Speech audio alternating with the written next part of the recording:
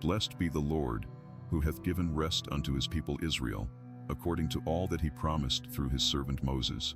Ruth 4 verse 12. How could loyalty and love survive amidst loss and hardship? Naomi, a woman from Bethlehem, faced unimaginable tragedy. Her husband died, leaving her alone in a foreign land with 2 sons who later also perished, taking away everything she knew and loved. The journey back to Bethlehem was a pilgrimage of sorrow for Naomi.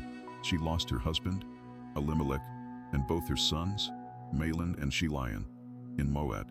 The pain of their absence weighed heavily on her heart, every step forward a reminder of the emptiness she carried within. Naomi had once been called pleasant, but now bore the weight of grief, her name reflecting the bitterness of loss. She was returning to a land that held both memories of happiness and the harsh reality of what she'd endured. Despite the pain, Naomi clung to hope, driven by a yearning for home and a desire to rebuild some semblance of life in Bethlehem.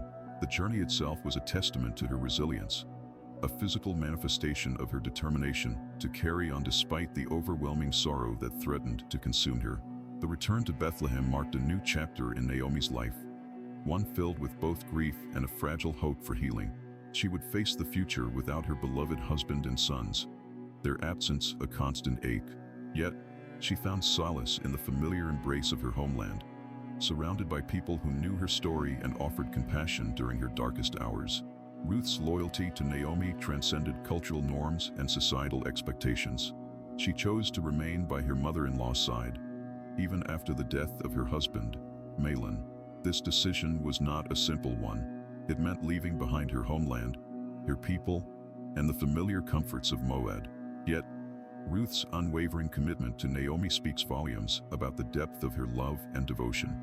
She recognized the profound pain Naomi endured and chose to offer comfort and support in her time of need. Ruth didn't hesitate to embrace the unfamiliar terrain of Bethlehem and the challenges that came with it.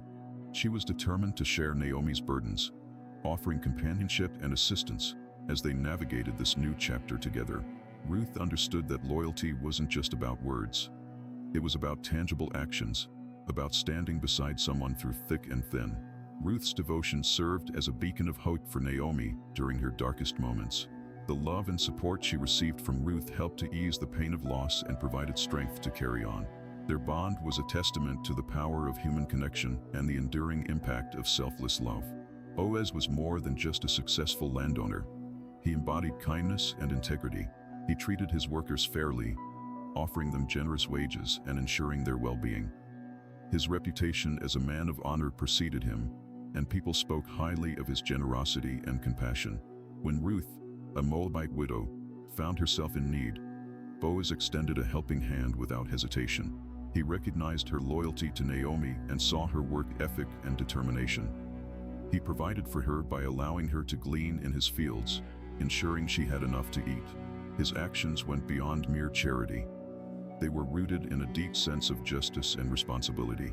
The law of redemption, which Boaz understood well, dictated that a close relative should purchase the land of a deceased person's estate to prevent it from being lost by the family. Boaz chose to fulfill this obligation, not only out of legal duty but also out of compassion for Naomi and her circumstances. This act demonstrated his unwavering commitment to justice and his desire to see others prosper. His decision to redeem Naomi's land was a testament to his character. He didn't just fulfill a legal obligation. He did so with kindness and consideration, ensuring the well-being of those who had suffered loss. Ruth found herself facing a difficult reality: poverty and uncertainty after her husband's death. She chose to accompany her mother-in-law Naomi back to Bethlehem, leaving behind her own homeland in Moab. The journey was long and arduous, filled with challenges and unknown paths. In Bethlehem, Ruth faced the harsh realities of widowhood in a foreign land. She knew she needed to work, to provide for herself and Naomi. So, with determination and humility, she began gleaning in the fields, collecting leftover grain after the harvesters had finished their work. It was backbreaking labor, often under the scorching sun, but Ruth worked tirelessly, driven by her love for Naomi and her desire to provide for them both. One day, while gleaning in the field belonging to Boaz, a wealthy landowner known for his kindness, Ruth's path crossed with his. Boaz noticed Ruth's diligence and humility, impressed by her willingness to work hard even in challenging circumstances. He inquired about her story and learned of her loyalty to Naomi and her difficult situation. Touched by her plight, he offered her guidance and protection, ensuring she was treated fairly and had enough to eat. This chance encounter proved to be a turning point in their lives. Boaz treated Ruth with uncommon respect and kindness. He would often instruct his workers to leave extra grain for her to glean, ensuring she always had enough.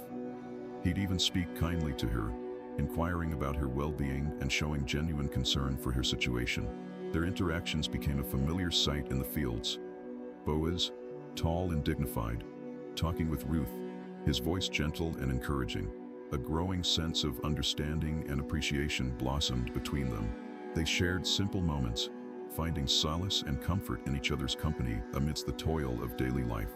In ancient Israel, a system of redemption existed to protect the land and the families within it. It was more than just a legal process. It reflected a deep sense of responsibility towards one's kin and community.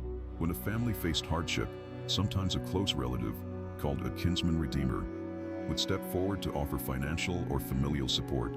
This could involve purchasing back land that had been sold or even marrying a widow to provide for her and ensure the continuation of her husband's lineage. This role wasn't merely an option. It was a solemn duty, woven into the very fabric of Jewish law.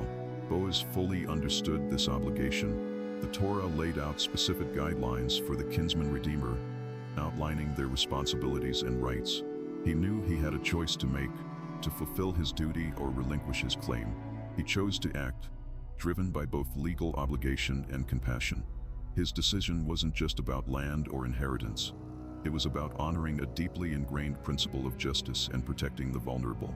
Their union was a beautiful testament to love and loyalty. Boaz, with his deep sense of honor, chose Ruth, a Moabite woman who had shown remarkable faithfulness to her mother-in-law Naomi. They built a life together, their shared commitment evident in every aspect of their relationship. Their marriage wasn't just about companionship.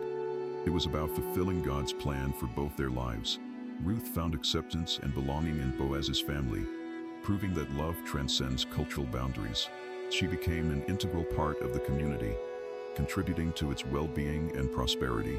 Their union brought joy and stability to Naomi, who witnessed the fulfillment of her hopes for Ruth's future. The bond between them was unbreakable, a testament to the power of compassion and unwavering devotion. Through their marriage, they became ancestors of King David and ultimately of Jesus Christ himself.